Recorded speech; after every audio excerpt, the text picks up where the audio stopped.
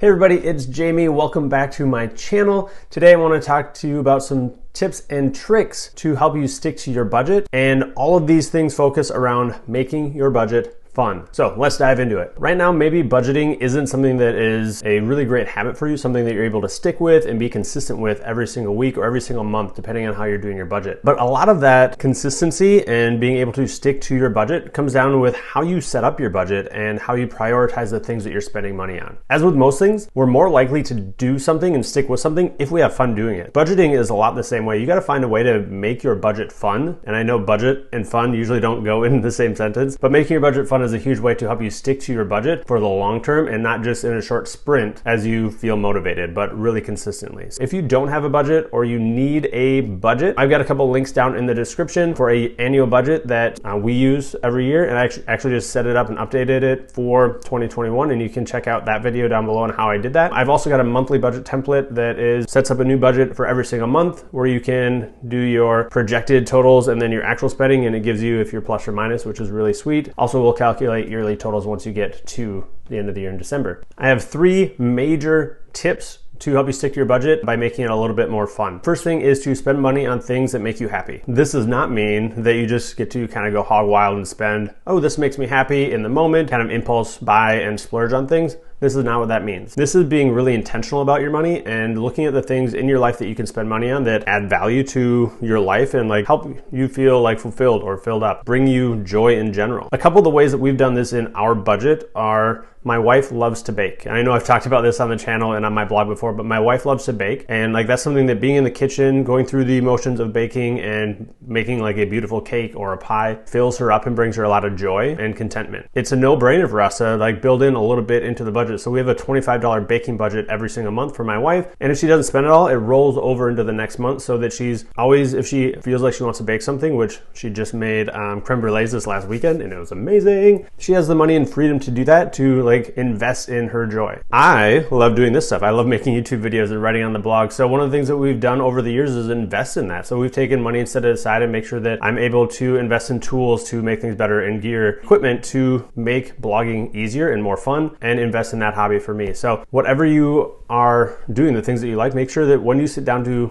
look at your budget, that you create special categories for the things that add joy and value to your life and make you happy. Because if you're happy budgeting and spending money on these things, you're more likely to stick to your budget and just be more aware of your money spending in other places. But again, disclaimer, that doesn't mean just go crazy and spending money on whatever you want just because it makes you happy. That's going to break your budget really fast and not help you really stick to it. It's going to lead to more frustration. So my second tip for helping you stick to your budget by making it a little bit more fun is to celebrate milestones. Milestones are amazing and they're big accomplishments that you've like had this goal to achieve and you put in the work to do it, and that means you should celebrate. For us, we had $100,000 of student loan debt when we got married in 2014, and we made it a goal to pay that off in 5 years, which really thankfully and through a lot of hard work we did. But along the way, we set up milestones and celebrated every time we paid off a loan because that was motivating. That helped us make sure that we were going to keep going in this, and it made it fun. It made the journey feel like less laborsome, less cumbersome to go through and, say no to things that we wanted to do and take any extra money we had and put it towards debt. Knowing that we had a celebration coming up, a time where we can invest in each other and really reflect on all the work that we've done was really motivating for us and was a way that we can make our budget more fun by celebrating milestones. Another thing you can celebrate is when you're saving money. I think we all want to save more money. I'm making this video in January and it's New Year's resolution time. So a lot of people probably are making goals right now to save more money or save $10,000 this year or to build a full emergency fund, which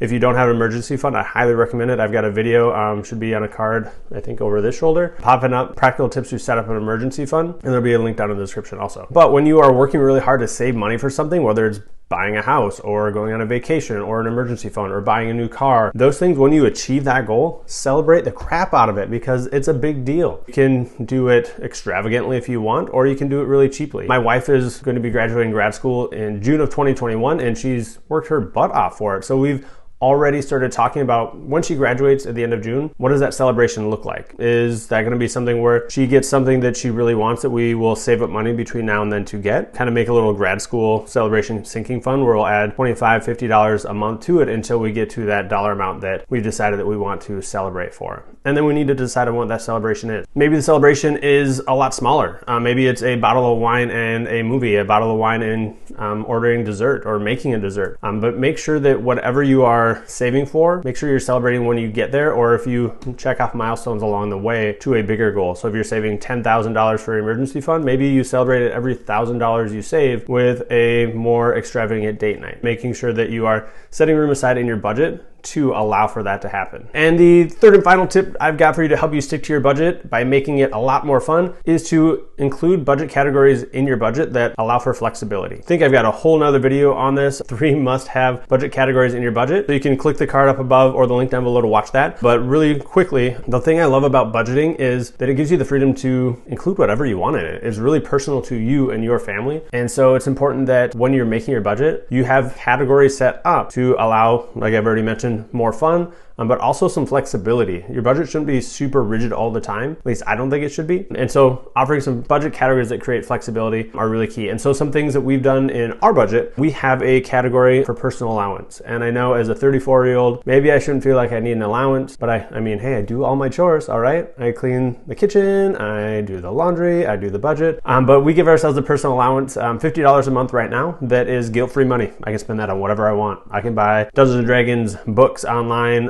digital books. I can buy coffee. I can buy, I'm honestly not good at buying things. I just save mine up right now. I have a big stockpile, but I'm going to actually buy biking gear and biking stuff with it. There's no judgment on that $50. My wife can do the same thing. She's got $50, spend it on whatever she wants. That personal allowance money is so freeing for me and allows me to have more fun with the budget. And knowing that I get that money kind of frames my mind in like, okay, well, I get this. That means that we really have to be intentional and stick to our budget in these other categories for me to keep getting that money. And if I want more of that money, so if I want to bump that to $75, we got to make sure that we're doing our budget really well in all the other areas too and being intentional. Another really great way to add flexibility into your budget is in budget category for the things that you're doing and you find value in. I know I've mentioned this before, but for us, that means community. We love spending time with people. And right now during pandemic, we don't spend a lot of time with people, but we still keep that money budgeted. It's $50 a month. And if we don't spend it all, then we put that into a rollover. It keeps rolling over and rolling over. And eventually we're going to be able to spend that money when we get to hang out with friends or family and really invest in really good food together. Or maybe we go on a trip up the shore and stay at a cabin together. And so having that community money for when we do hang out with people or want to invest in people by sending them a meal, we can do that through this community fund. And then the last one is you should invest money in your hobbies. It doesn't have to be all your money, and it shouldn't take away from your other goals that you have, like saving money and paying off debt. And for us, paying for grad school with cash. Our personal hobbies shouldn't get in the way of those things, but it doesn't mean we shouldn't have personal hobbies that we can't spend money on. I mentioned a couple of my wife's hobbies, a couple of my hobbies.